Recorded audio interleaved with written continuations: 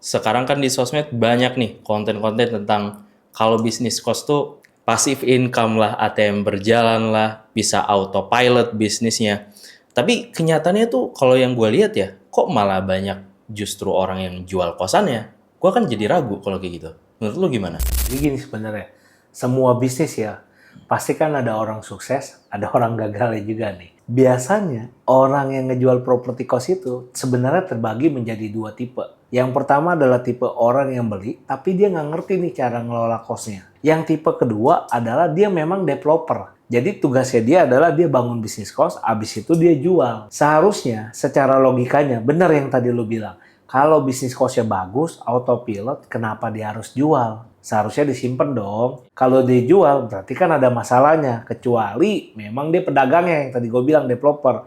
Ya memang tugasnya dia adalah bikin dan jual, ya itu kan berbeda. Tapi kalau dia adalah pemilik, yang investor, terus dia habis beli, terus dia nggak bisa kelola, terus dia jual, sebenarnya problemnya bukan di bisnis properti cost-nya, tapi mungkin cara pengelolaannya dia. Nah, jadi kita juga harus lihat juga nih, kenapa dia gagal. Karena dalam perjalanan gua dari 2017 sampai hari ini di bisnis properti cost, kalau ditanya ada nggak investment yang gagal atau nggak kurang perform? Ada jawabannya.